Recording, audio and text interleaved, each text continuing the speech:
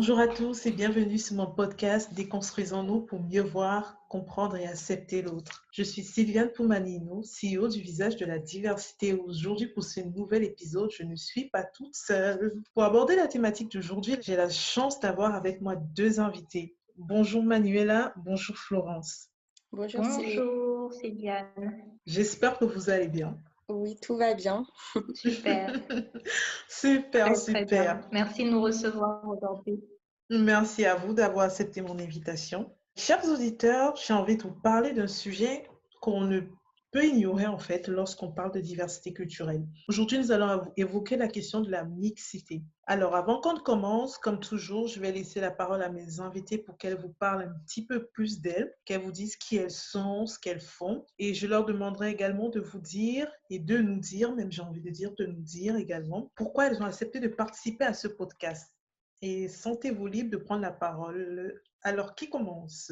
Qui se lance de vous deux? Je peux commencer, Manuela, je peux Vas-y. commencer. Merci. Donc, je suis Manuela, j'ai 31 ans, maman de deux petits-enfants, donc une fille de 5 ans et un petit garçon de 2 ans. Je suis issue d'un background très classique. Je suis d'origine camerounaise déjà. Je vis en France depuis un bon moment, ça fait 20 ans que je vis en France. Et donc, la question de la diversité, la mixité n'a jamais vraiment été une question pour moi hyper importante. Ça a toujours existé pour moi parce que bon, je suis issue de l'immigration. Je suis arrivée en France, j'avais 11 ans.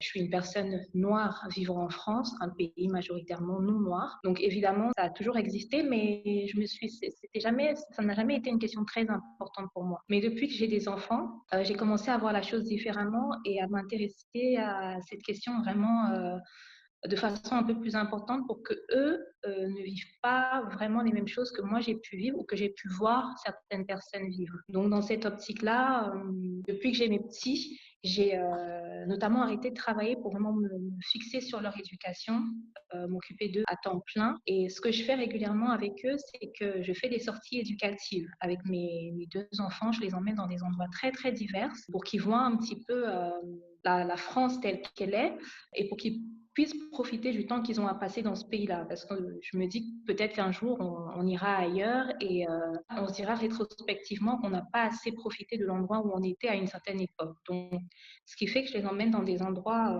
où moi, j'ai pas forcément été quand j'avais leur âge. Et ce que je remarque en général, c'est que je ne vois pas beaucoup de personnes qui me ressemblent.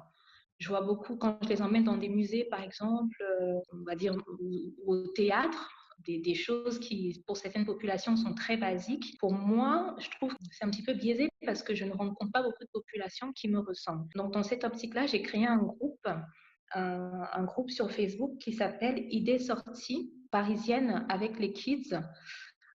Pour partager avec d'autres mamans sur ce thème, sur les sorties éducatives, les idées en fait de sorties éducatives qu'elles peuvent faire avec leurs enfants, notamment à Paris. Donc voilà, je m'intéresse beaucoup à ces questions-là. Je m'intéresse tellement à ces questions-là que j'ai même commencé à m'approcher de la mairie de mon quartier, de ma ville, pardon, parce que j'ai toujours trouvé que, par exemple, quand on va à la bibliothèque municipale ou même dans les livres qu'on donne à ma fille à l'école, on a très peu de représentativité. C'est souvent les mêmes types de personnages.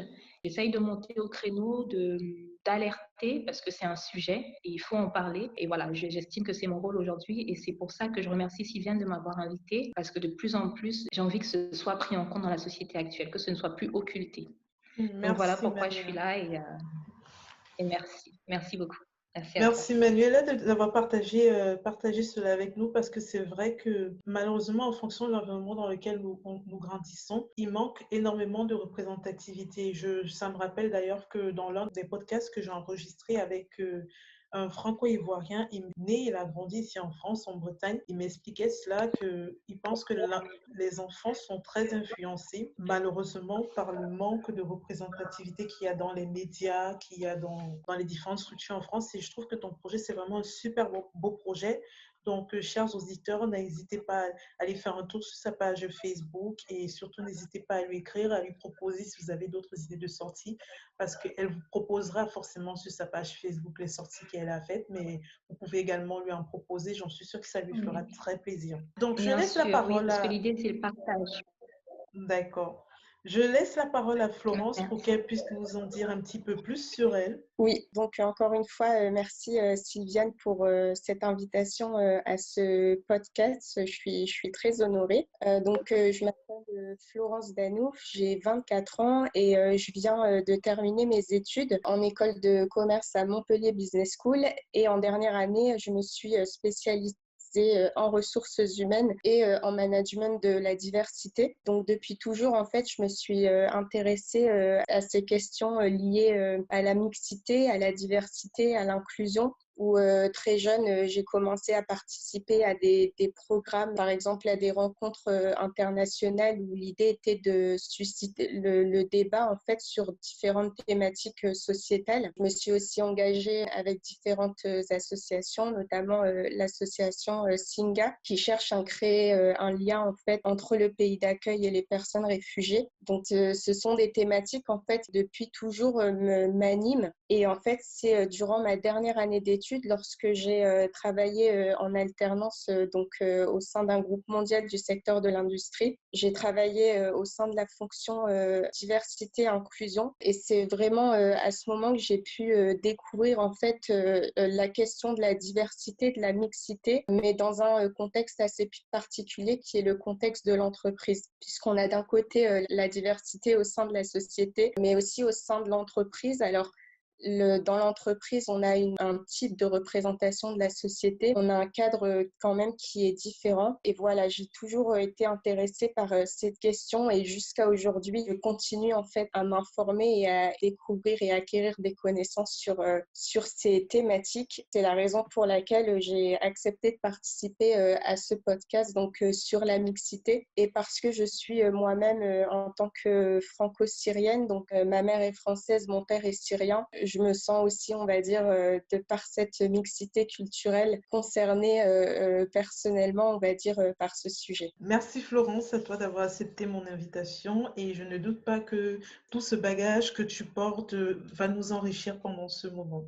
Je suis vraiment très contente de vous avoir toutes les deux avec moi, partager ce moment et j'espère que, chers auditeurs, vous sortirez de la grande, vous allez apprendre quelque chose. On va passer un bon moment et j'espère que toute la joie, toute la bonne humeur qu'on aura pendant ce moment vous sera communicative. Bon, on va passer dans le vif du sujet. On va parler de mixité, comme je vous ai dit. Une définition simple de la mixité, en fait, quand je faisais préparer ce podcast, quand je fais des recherches, la définition simple de la mixité que j'ai trouvée, c'était que la mixité nous dit que c'est un mélange de tout ce qui est différent. Une cohabitation entre personnes de religion, de race, de pays, de catégories socio-professionnelles différentes. Alors, tout au long de ce podcast, nous resterons dans un cadre de diversité culturelle car le mot mixité implique des notions variées, comme vous l'avez vu, que ce soit le catégorie socio-professionnelle, que ce soit le sexe, ça implique vraiment plein de notions différentes. Manuela, Florence, comment définiriez-vous la mixité?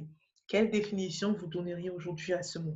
Bon, alors je me lance cette fois en première. À l'origine, quand on parlait de mixité, on parlait spontanément de mixité des genres, puisque finalement, c'est encore très récemment que les femmes sont considérées, on va dire, dans la société. Enfin, j'entends par là qu'elles peuvent aller à l'école, qu'elles peuvent disposer de leur compte en banque, etc. Et cette définition de la mixité est devenue par extension une mixité plurielle. Une mixité, on parle maintenant de mixité culturelle, de mixité religieuse. Donc finalement, c'est pour moi un arc-en-ciel en fait de différents profils de par la culture, de par la religion, le sexe, le genre. C'est vraiment l'enjeu en fait de faire en sorte que cette mixité, ces différences puissent cohabiter, puissent se coéduquer au sein de la société. J'adore le mot que tu viens d'employer, coéduquer.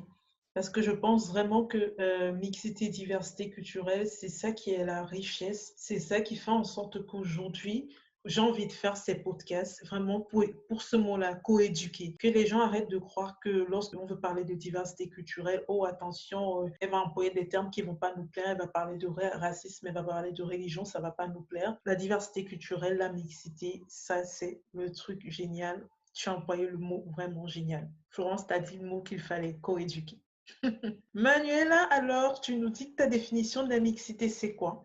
Oui, alors c'est intéressant ce que tu as dit, Florence. En fait, pour moi, quand on parle de mixité ou de diversité, moi, je vois tout de suite la culture. Et j'ai jamais pensé qu'on pouvait parler de mixité quand on parlait d'hommes ou de femmes.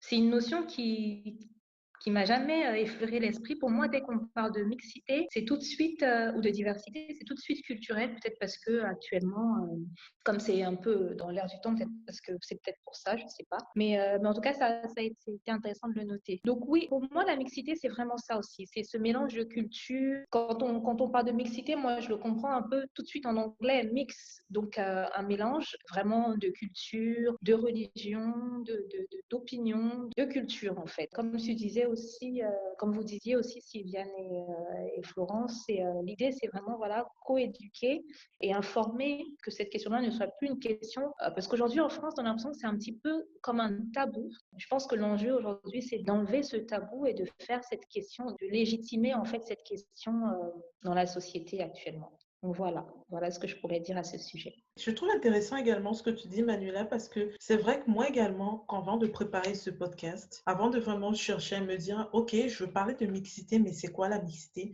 Moi, je voyais la mixité pas comme toi uniquement sur le plan culturel, mais sur deux aspects. Moi, parce qu'on a parlé toujours, en entreprise, on te dit toujours égalité homme-femme, mixité, on te parle, on essaie quand même de t'introduire ce mot mixité en entreprise en te parlant d'égalité homme-femme, en te parlant du fait que salaire, pourcentage de femmes et d'hommes dans les mêmes entreprises. Et culturellement, je voyais vraiment ça sur ces deux dimensions. Donc, moi, j'ai été surprise quand j'ai vu la définition même. Ah, Et d'accord. quand, pardon, Manuela, tu disais? Ah non, je disais, ah d'accord, honnêtement, je sais pas pourquoi, mais moi, c'est jamais le côté homme-femme, quoi. C'est Ah bizarre. ouais, comme quoi c'est bizarre, mais j'aime vraiment dire les mots sont perçus différemment en fonction des personnes. Ouais, complètement. Complètement, c'est Hmm. ça. Les mots sont vraiment perçus différemment en fonction des personnes. Moi, je voyais vraiment la mixité que sur ces deux aspects-là. Et quand j'ai revu la définition, je me dis, ah ouais, ça va vraiment beaucoup plus loin. C'est beaucoup plus loin la mixité finalement. Et je trouve qu'il y a plein de choses intéressantes dans vos deux façons, dans vos deux approches de la mixité. J'ai envie de vraiment de partir, d'entrer dans le vif du sujet, qu'on parle un peu plus à nos auditeurs où est-ce qu'on se positionne par rapport à cette mixité. Alors, des couples mixtes, des enfants métis, des groupes d'amis ou des équipes multiculturelles, des salles de cours à l'école, des écoles multiculturelles, ça, on en voit partout. Je pense qu'aujourd'hui en France, toute personne qui vit en France entre dans au moins une de ces catégories. Donc, j'ai envie de vous demander ceci aujourd'hui. Êtes-vous l'une ou l'autre des enfants ou des parents de la mixité? Avant que vous ne répondiez à la question, je voudrais d'abord expliquer aux auditeurs ce que j'entends par enfant ou parent de la mixité. Donc, pour moi, un enfant de la mixité, c'est une personne qui a des parents avec une double culture ou qui elle-même porte une double culture. Donc, ce que je considère comme un parent, en fait, de la mixité, c'est des personnes qui ont des enfants qui ont une double culture ou des personnes qui elles-mêmes vivent dans un couple mixte. Donc, pour faire simple, en fait, en gros, chers auditeurs, c'est ce que je perçois dans ces deux notions de enfants ou parents de la mixité. Et je reviens vers Manuela et Florence. Alors, enfants ou parents de la mixité? Moi, je pense que je suis un peu les deux. Je suis un enfant de la mixité, je suis un enfant de la diversité parce que, comme je l'ai dit à l'introduction, je suis arrivée en France, j'étais quand même petite, j'avais 11 ans et j'ai grandi dans cette double culture avec mon origine donc camerounaise, mes deux parents camerounais et moi vivant dans ce nouvel environnement français. Et donc actuellement, j'ai des enfants qui sont français, mais avec des parents eux aussi camerounais. Donc eux, pour le coup, ils sont issus de la mixité, ils sont issus de cette double culture parce que nous, parents, avons ces origines camerounaises. Moi, c'est vrai que je suis arrivée, j'étais très petite, mais le papa de mes enfants, donc mon mari, c'était pas son cas.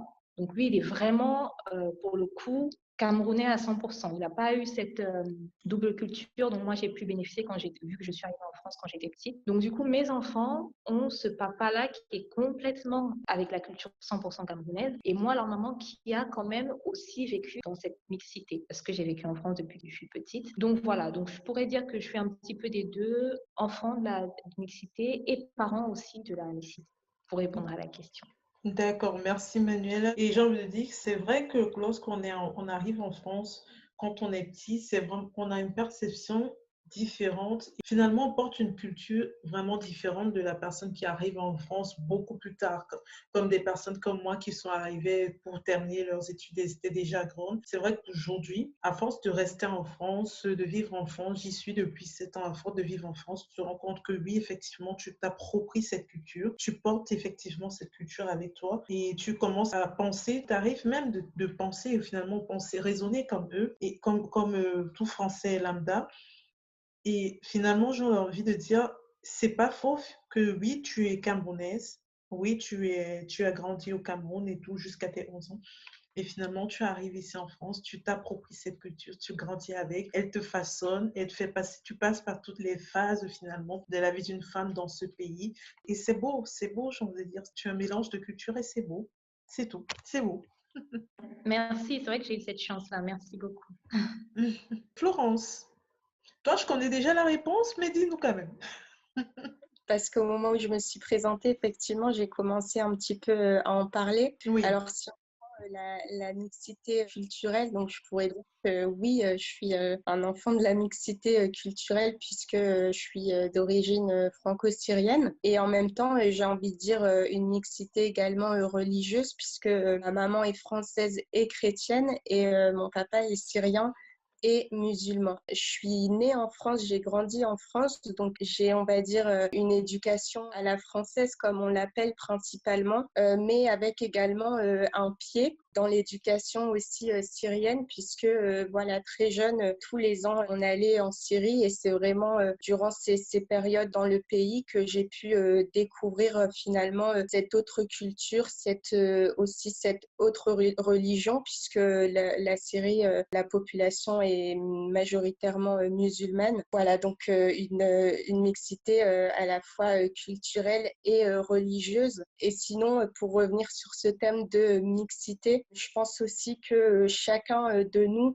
porte d'une certaine manière une mixité si on le prend dans le sens plus global, puisque comme on le disait en introduction, de mixité de genre, de mixité de sexe, je pense que les différentes formes de mixité en fait forment justement la richesse en fait que peut porter chacun d'entre nous. Merci Florence pour ce beau partage. J'ai un ami qui est franco-syrien d'ailleurs, je te fais un coucou si tu nous écoutes et tu es obligé de nous écouter d'ailleurs. C'est ça, il faut soutenir ses amis, tu es obligé de nous écouter. J'ai un ami qui est franco-syrien et c'est vrai que faut pas trop vous moquer, hein. C'est ça l'amitié. L'amitié, on a souvent l'habitude de dire au Cameroun que l'amitié n'est pas une prise en charge, mais Mazen, si tu m'écoutes, l'amitié est une prise en charge. J'ai envie de vous poser cette question. Comment vivez-vous au quotidien cette mixité finalement? Manuela, tu m'as parlé du fait que tu es arrivée en France, tu venais du Cameroun. Forcément, quand on a 11 ans et qu'on arrive en France, les choses sont différentes. Tu n'as pas le recul qu'une personne arrivée adulte pourrait avoir, finalement, j'ai envie de me dire, sur une nouvelle société, des nouvelles manières de penser et de voir. Finalement, j'ai envie de demander, comment est-ce que vous vivez cette mixité vraiment?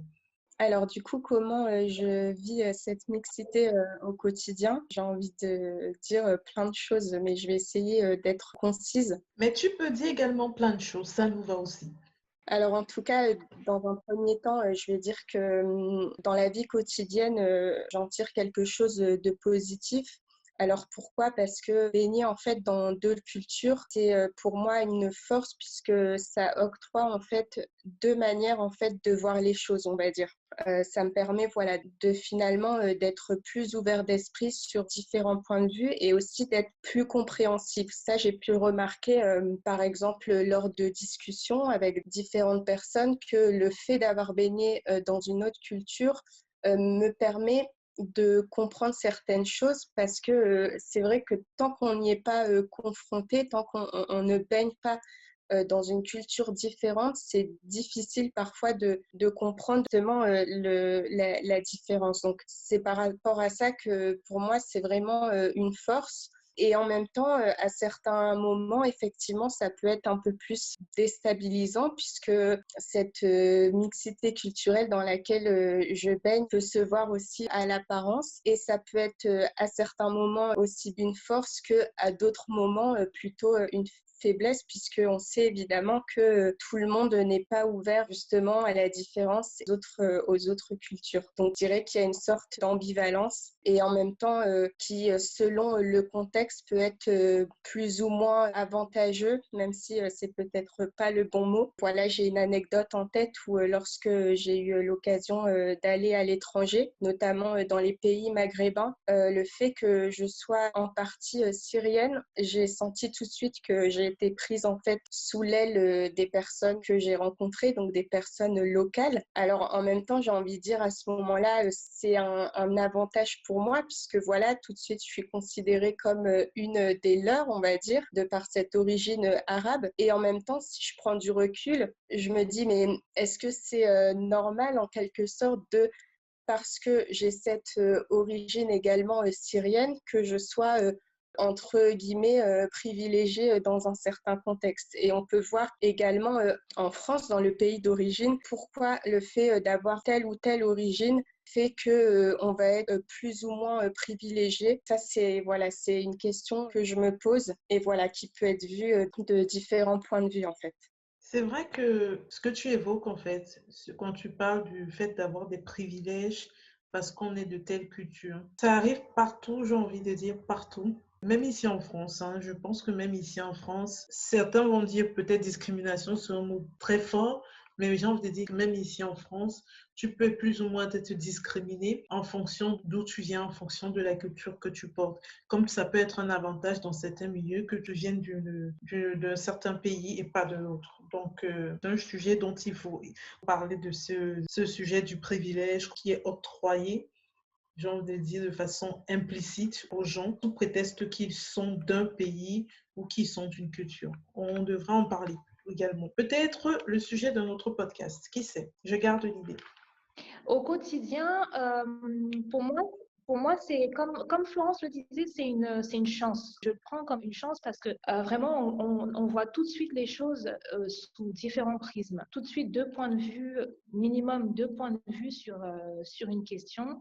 Comme je dis toujours, pour moi, la mixité, c'est la multiplication. Ça nous donne une ouverture d'esprit, peut-être une longueur d'avance sur les autres qui n'ont pas la chance d'avoir cet atout-là dans leur vie d'être issus de la mixité, de la diversité. Donc pour moi, c'est une chance. Mais c'est vrai que ça peut être très challengeant parce que voilà, comme on disait, être issu d'une minorité, ça peut être assez aussi, comme Florence le disait, déstabilisant parce que bon, on ne va pas se cacher que quand on vit dans un pays où on ne fait pas partie de la majorité, pardon, ça peut souvent être à notre désavantage. Mais il faut qu'on le prenne aussi, enfin moi j'essaie de le prendre comme un challenge parce que c'est vrai qu'en général, vu qu'on fait partie de la minorité, parfois il faut travailler un peu plus que les autres pour se faire sa place, mais c'est le jeu et je pense que justement si on en parle et si on essaye d'élever la voix sur ce type de sujet, c'est aussi pour qu'au fur et à mesure des générations, que cet écart-là diminue et que peut-être nos enfants ou nos petits-enfants ou les générations qui vont venir après n'aient plus à faire des efforts plus que les autres pour se faire accepter dans la société. Pour ce qui est de la diversité culturelle. Mais on a parlé tout à l'heure de la mixité de genre, qui aussi est un sujet parce que finalement, c'est vrai qu'être une femme aujourd'hui, issue de la diversité, c'est deux poids. C'est vrai que c'est avantageux, comme je le disais au début, c'est avantageux parce que voilà, ça nous donne tout de suite plusieurs visions d'une certaine question, mais ça peut aussi être deux poids, parce qu'aujourd'hui, dans la société, être une femme, notamment dans le monde du travail, ça fait aussi partie des raisons pour lesquelles, évidemment, la raison principale, c'était que je voulais m'occuper de mes enfants, mais le fait d'être une femme en entreprise, et peut-être une femme noire, c'était pas facile tous les jours. Donc voilà, la mixité, que ce soit de genre ou de culture, ça peut, surtout la musique culturelle, ça a ses avantages, mais c'est vrai que ça peut être challengeant quand on n'est pas du bon côté du genre, ni du bon côté de la culture, on va dire, entre guillemets. Hein, je mets des gros guillemets à ce que je suis en train de dire. Donc voilà, pour répondre à la question, je pourrais dire ça en réalité. D'accord. Manuela, il y a un petit truc que tu as dit qui m'a interpellée. Et tu as dit quand on fait partie de la minorité, on doit peut-être faire un tout petit peu plus d'efforts que les autres.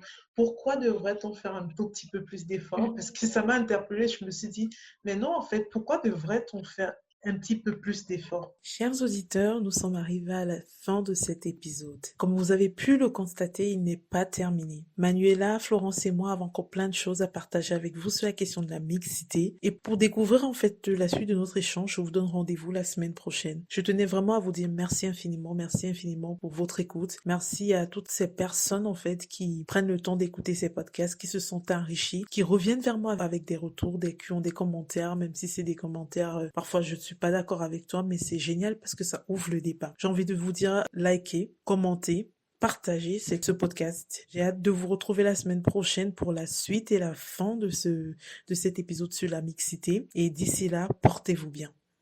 Upgrade Podcast, une société du groupe Upgrade by Legends vous a présenté Déconstruisons-nous le podcast, une production autour de la diversité culturelle présentée par Sylviane Poumani, CEO de l'entreprise Le Visage de la Diversité. Rendez-vous sur upgradepodcast.paris pour découvrir tous nos autres podcasts. Passez une belle journée lumineuse.